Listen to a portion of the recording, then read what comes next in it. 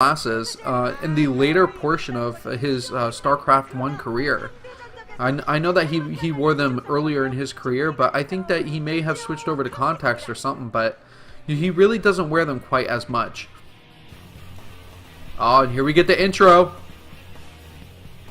All your favorite teams. And yes, Flash's Protoss is really good. We saw a display of Protoss dominance when he played BeSt in the All-Star matchup and defeated BeSt, who was playing Terran. And I think that BeSt's Vulture micro just wasn't that great. I can't remember all the other aspects to that game, but I definitely remember I felt like his early game in Vulture play wasn't, the standard way that a solid Terran player could play. So it looks like on the map La Mancha, we're going to have BeSt versus Flash. And like I said earlier, this is 2011 March 25th. So this is going to be really exciting if you guys haven't seen La Mancha in a long time. It's nice to bring the memories back. And let's go ahead. As you guys look at the fans, I'm going to bring up the stats on this map to see how balanced it is.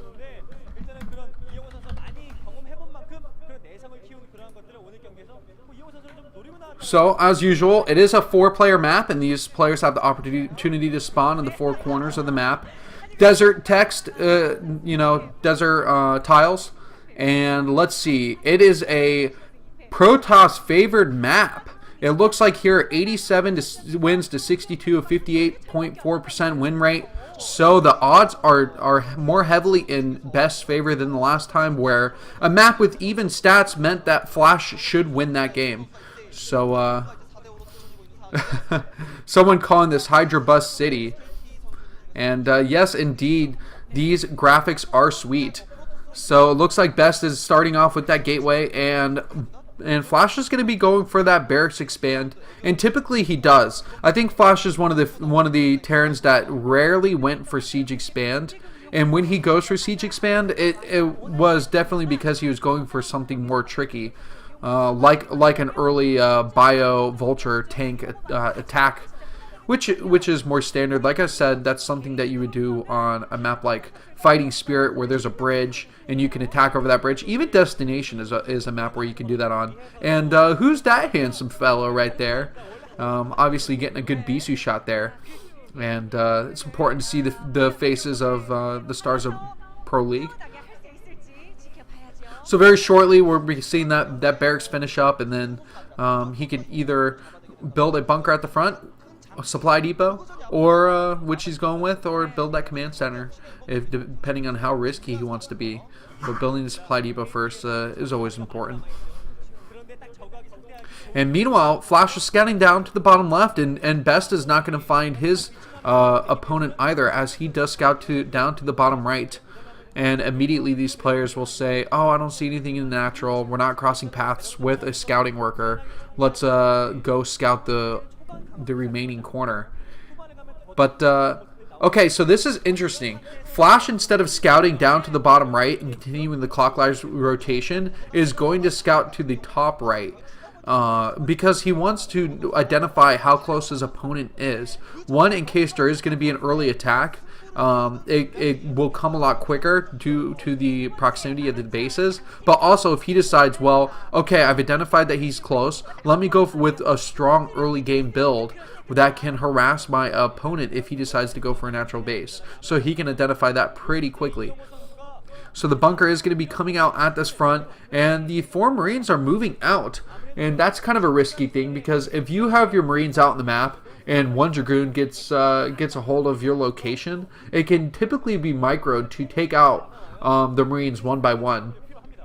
And actually, BeSt could have snuck his probe in there because the Marines weren't inside the bunker, and instead the probe does decide to run away and keep its life.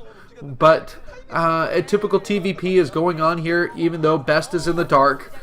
We can identify that Flash isn't doing anything scary yet, as his factory has finished up here, or I guess been started, and he'll be getting that add-on to defend with his siege mode.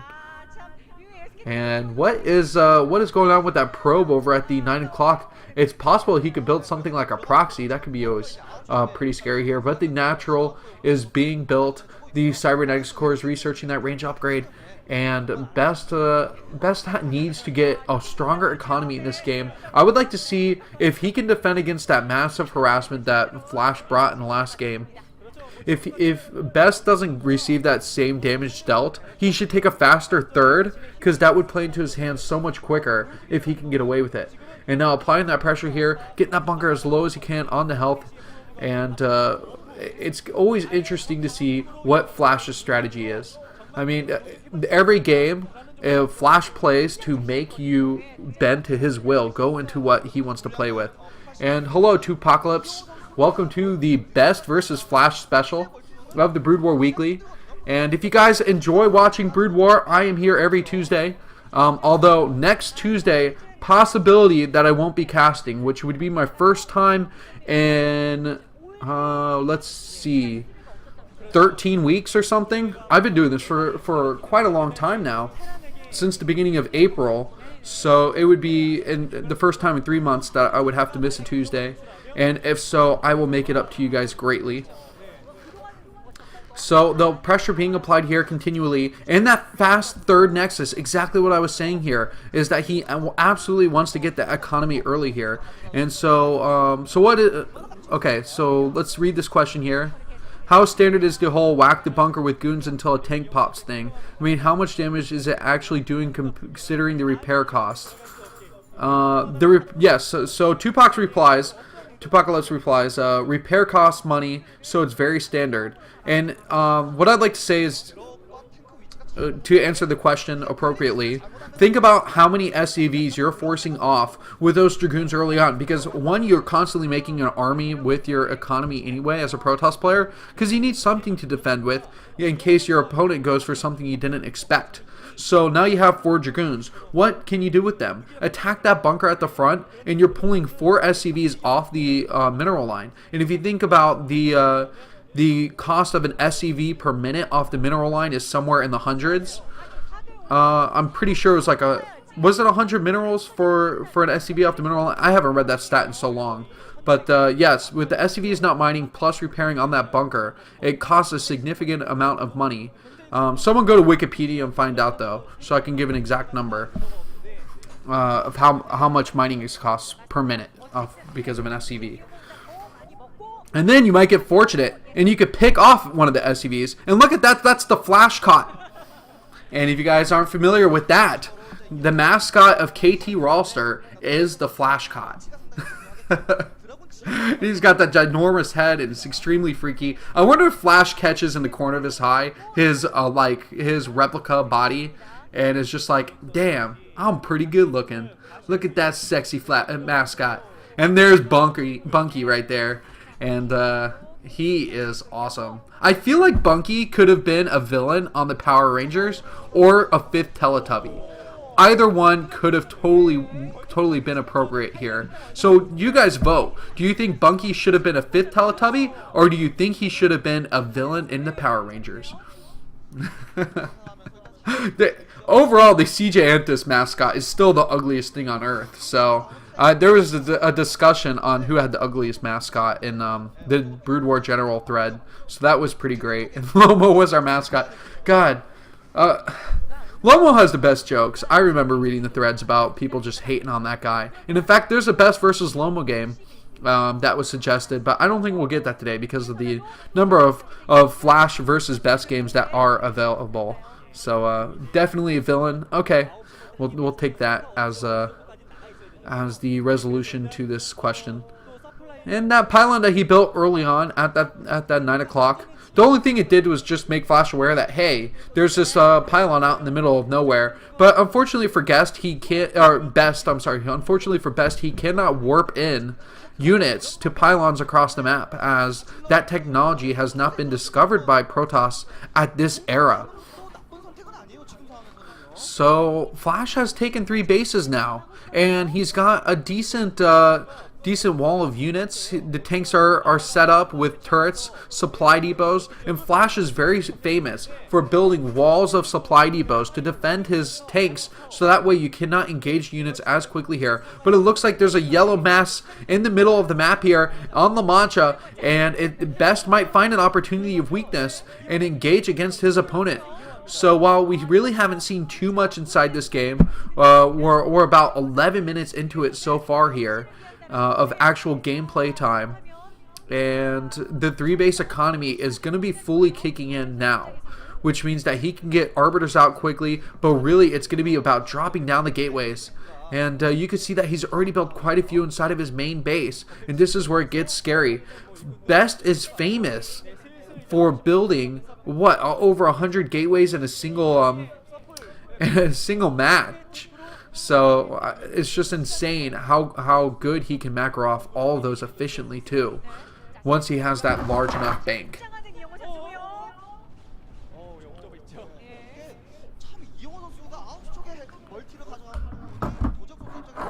Alright, so it looks like BeSt is moving his units down to the bottom, kind of scouting out, but not only is he scouting, he's just trying to clean up any mines on the map. Fortunately, the mine sweeping is going to be minimal because Flash hasn't really been doing too much with his vultures, but now he is moving out and starting to claim that territory. And that's kind of what the vultures are doing. If you think about it, they're like dogs going on a walk, and as they go on their walk, they slowly stop into certain areas that are like, hey, this seems like a pretty interesting and important spot. I'm going to just piss on it. And instead of pissing, these vultures are going to drop down spider mines in those important locations that they want to mark, which is going to make it hard for you to just sweep your army across to respond to specific locations. But BeSt here, he's taking a 4th base, and that's a little bit of a look of concern on... oh, look at Uv!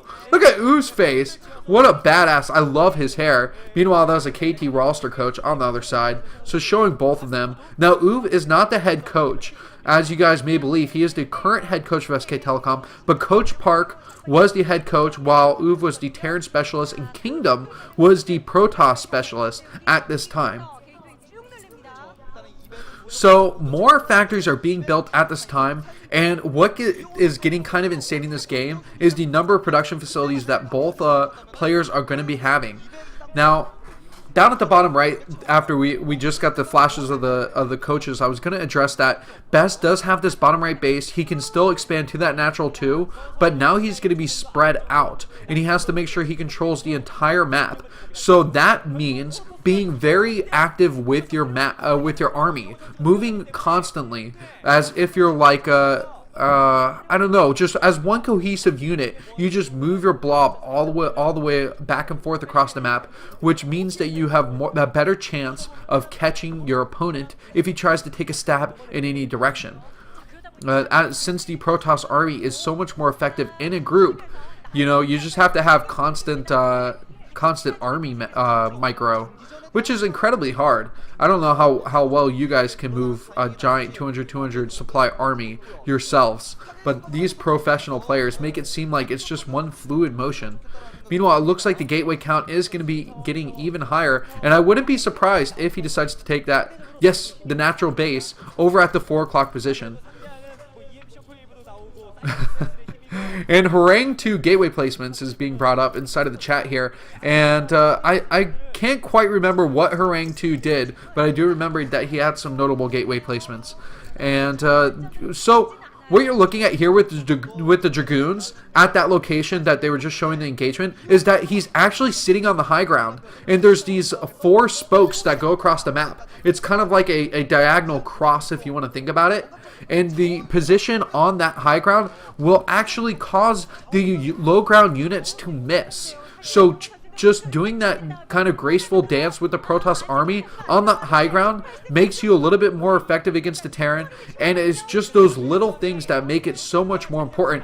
But here we have invisible units running across the map. Doesn't matter. With the vultures, we'll just immediately have those spider mines go off, but only with the vultures defending. There are no tanks here, and BeSt is actually finding a location where he might be able to stab Flash in the back. So his whole army coming over to the left. Meanwhile, he had a few sweeping units coming from the top to kind of distract the shots of the tanks. And now the natural base down at that 6 o'clock position is going to have to be lifted away.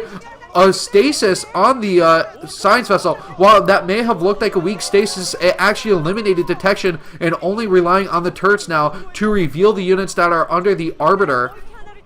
And the units are pushing forward here. Flash is a very sparse army at the bottom of the map.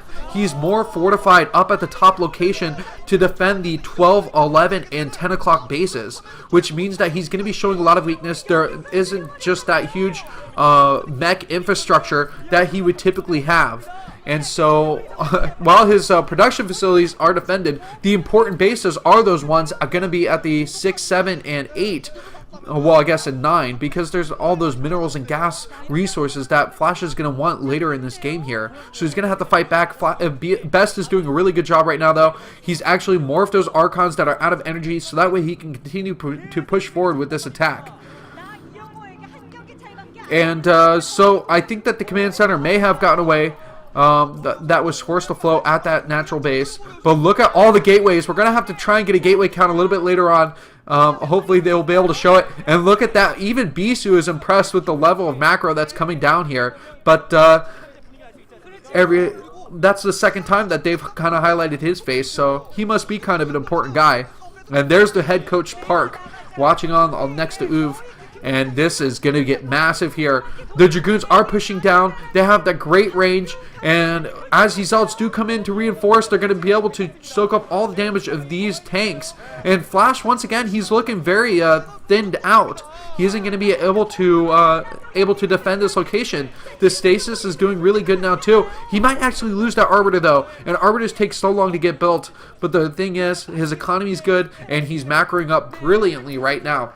So now this 9 o'clock base is the next important place to take out. A lot of people wonder why you never see the main trying to be taken down. Like, why not kill off those production facilities? It's really hard, first of all, to trade efficiently to kill off the main. And the main becomes less important anyway because the Terran player can lift the production facilities, and the mining becomes less important as there are no more minerals inside the main base. So taking out this 9 o'clock is the most important spot. And so it looks like the tanks did come in here and adequately defend. But BeSt, he's already got a refortified army at the natural base over at that 1 o'clock position here. And it seems that his units are going to be out on the move again, possibly moving to that 9 o'clock. And look at all the gateways inside his 5 o'clock base. And that's really important because instead of having to build units at the top 1 o'clock and then, you know, basically run them down as fast as possible to defend the 5th base, instead he can just refortify his units very quickly from the home gateways. And now another engagement here. The stasis does come down, blocking off 2 of those tanks. And still, even though there's a decent spread by Flash, it's only a spread of like 1 tank at a time. Sometimes you see like 2 tanks and then another spread and then 2 tanks and then another spread and 2 tanks. But now he's having to actively keep tanks that are in tank mode instead of siege mode to add the extra DPS because there's a severe lack of vultures. These Zealots are continuing to push forward here, and this is the location that's going to be really hard to break for BeSt. But he is taking out another one of the bases.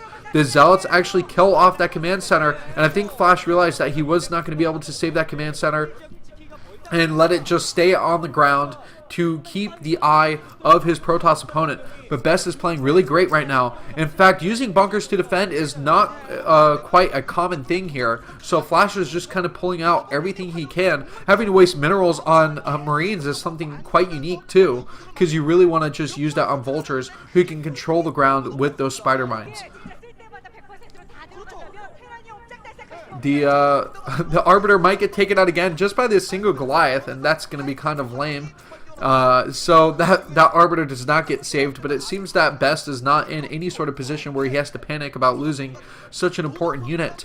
He does have that 6 o'clock location taken, and look at Flash being so persistent now, taking that 6.5 natural base, and probably going to try and expand to that 7 o'clock soon enough. EMP going down on that front Arbiter, but fortunately there is another Arbiter in play here, and an EMP going down on the command center means that only scans are going to be able to reveal this army as it tries to push in here. BeSt is going to go for it regardless, and the scans are going to run sparse pretty soon here.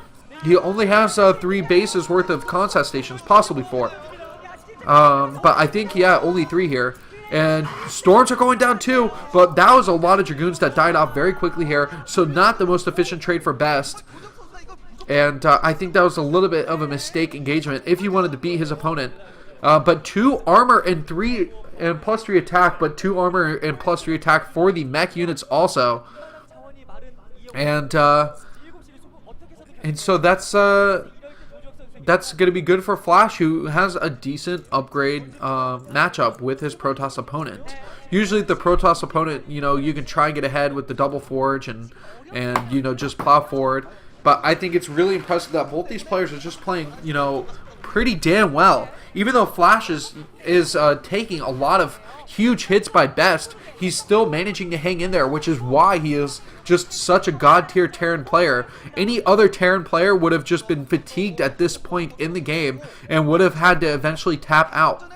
So BeSt, he's got he's got like 20 gateways inside of his main base and that 5th o'clock base, so he's looking really good right now. And I think that this is going to be the final push here. The Arbiter is moving into position again. Does he have any more stasis, though? It seems like, oh, the EMPs are just doing brutal work against the Arbiters. And another scan is going down, which is going to reveal the Protoss forces again, but it looks like there just aren't enough tanks, and Flash is going to have to deal with pressure coming down at that 6.5 base also. So this is going to be really difficult for him to hold on here. The Dragoons pushing in on that tank. It's going to end up falling, and now that one fortified position over at the natural is what is remaining. And the final bastion of hope for Flash, as he wants to maintain his great Protoss record in Pro League back in 2011. The Zealots are taking down that bunker, and finally those Marines that had such a nice place at home are finally going to get taken out, torn to shreds, and this base at the 9 o'clock might be running out soon. The Pokery Suite is just turning into sweat across Flash's forehead as he has to feel a little bit more panicked here. There is a turret defense at the main base, and you're going to see that it's going to be incredibly hard for recalls to be any sort of effective inside that main base. Like I addressed earlier, you cannot take out the main and in TVP very efficiently. But here he's going to be going for it too. Is he going to be able to get that recall off? Just brilliant. Look how happy BeSt is that he was able to get the units inside. Actually showing a huge smile here, resembling that smile that BeSt had when he knew that he was going to be beating Flash in the SPL finals. And now these Zealots are pushing forward too. There's not going to be a lot of units inside to help defend, and he just found the weak chain link inside of Flash's defenses here. After all those turrets are actually taken down, and another recall could happen if he brings an Arbiter across. But it looks like the sweeping land units are going to be coming over towards that natural entrance across the bridge here, and Mancha is going to be spelling doom for Flash, as he might not be able to hold on for his team. And GG.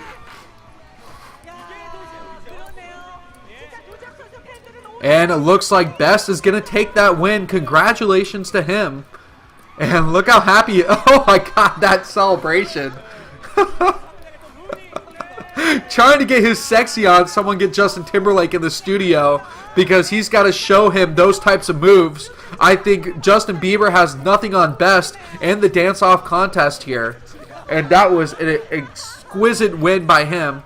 And very cool, very cool.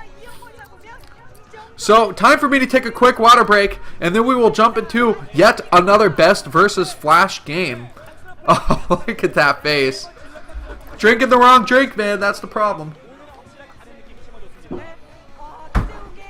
And to answer you, Tool89, I start at 6 o'clock every Tuesday, and I've been doing this for several months now, the Brood War Weekly show. So, I don't know which answer you wanted, but you get 2 answers there.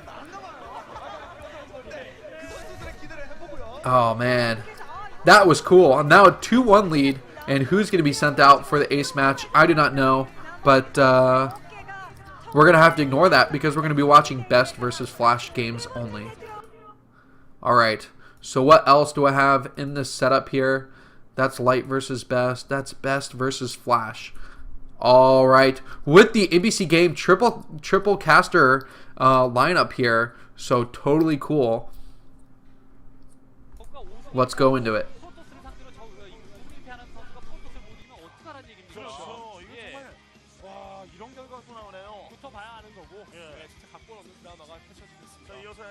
마스터 2011 토너먼트 최종전 예고를 해드리겠습니다. 내일 토요일 오후 1시 물레는 롯데 MBC 게임 히어로 센터에서 생방송으로 펼쳐져요. 저희가 중계합니다. 얼마 안 저희 3시 남았어요. 중계를 하고요. 토요일 오후 1시 정말 얼마 안 남았네요. 몇 시간 안 남았어요. 지금 일찍 주무신 분들은 그냥 자고 So this is a really sad moment, guys, because